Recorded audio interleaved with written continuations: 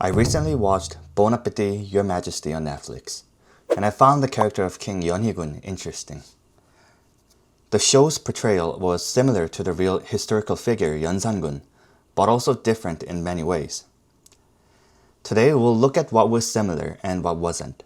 Just so you know, Yeonsan-gun is one of only 2 kings who were dethroned and stripped of their royal titles in the entire 518-year history of the Joseon dynasty. What really happened to his mother, the deposed Queen Yoon? Why was the king so obsessed with revenge for her? And what was his ultimate fate? Let's find out. Just to be clear, the show calls him Yeonhee-gun, but his real name is Yeonsan-gun, so I'll be using his real name from now on. To understand Yeonsan-gun, we have to go back to his father's reign, King Seongjong. After King Seongjong's first wife died without a child in 1474, he needed a new queen. In 1476, he promoted one of his favorite concubines, Lady Yoon, to the position of queen. That very same year, she gave birth to a son, the future Yeonsan-gun, who was immediately named the crown prince. Everything seemed perfect, but there was one major problem.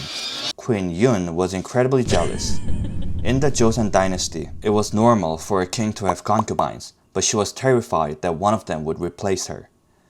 Her jealousy led her to do some truly shocking things. She was caught bringing dark magic artifacts into the palace to curse other concubines, possessing arsenics in her chamber, and even writing fake letters to the king, claiming other concubines were trying to murder her and the prince. Her erratic behavior became too much, and in 1479, she was deposed from her position as queen and exiled from the palace. Yeonsan-gun was only 4 years old and was separated from his mother. Shortly after, King Seongjong named the new Queen Yoon, by the way no relation to the first, the court officials decided they couldn't let the deposed queen live, fearing that the crown prince would eventually seek revenge for his mother after he takes the throne. In 1482, the former Queen Yoon was executed by poison. Yeonsan-gun was only 7.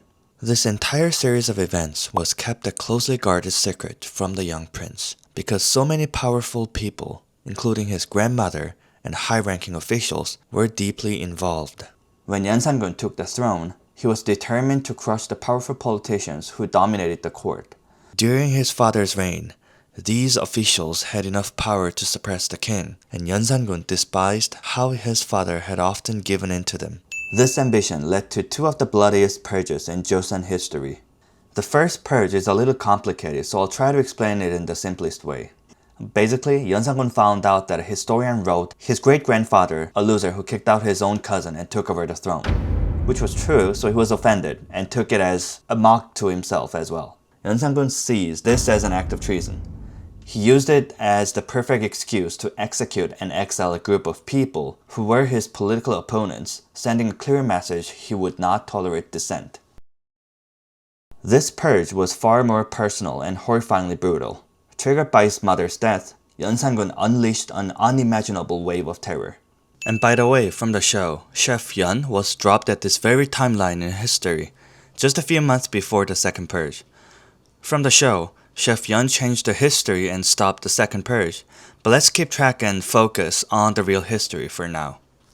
1504, he dragged 2 of his father's concubines into the palace courtyard and had them beaten to a pulp.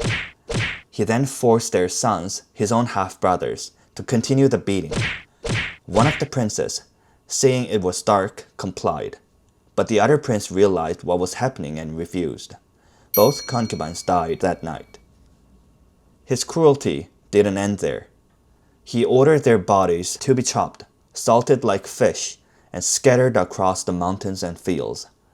The next morning, he rewarded one of the princes from yesterday with a horse for having beaten his own mother as commanded. 1 year later, both princes were executed by poison. The real story sounds much more brutal than the show, doesn't it? The 2 purges left a bloody scar on Joseon. The first purge was relatively small, with about 51 officials punished and only 6 executed. However, the second purge was a massacre. At least 239 people were punished, and more than half of them, 122 officials, were executed or had their bodies desecrated after death. These numbers only account for those officially recorded. When including family members punished by association, some estimates suggest the total number of victims could have been as high as 3,000. The purges were so brutal that some families were wiped out to the 8th degree of kinship. With all opposition crushed, Yeonsan-gun achieved something no king had before, an absolute power. The court was silenced. Officials who once cried, "Your Majesty must not," could now only whisper, "Your Majesty is right." So Yeonsan-gun succeeded. He crushed his enemies, silenced the court, and seized absolute power. However, the problem was that once he held that power, he completely neglected the affairs of the state and only pursued his own luxury and pleasure. After the second purge, Yeonsan-gun's tyranny only grew worse. He squandered the national treasury on lavish banquets and parties. He converted the national university Seongyungwan into his personal pleasure ground and sent his officials across the country to forcibly gather thousands of beautiful young women to serve as his entertainers. His cruelty and extravagance eventually became unbearable. In 1506, a group of officials secretly planned a coup. They stormed the palace, deposed Yeonsan-gun, and placed his younger half-brother, the son of the new Queen Yoon, who would become King Jungjong, on the throne. Yeonsan-gun was exiled to Ganghwa Island, stripped of his title, and died just a few months later from an illness. A dramatic end to a dramatic life, right?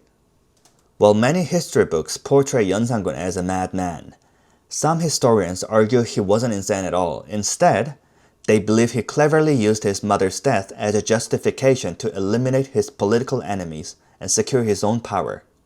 I tend to agree with this view, but since history is written by the victors, the official narrative of the Mad King has stuck.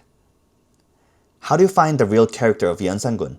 Do you think Yeonsan-gun could have been a successful king if Chef Yeon really time traveled from 2025 and offered him gourmet every day?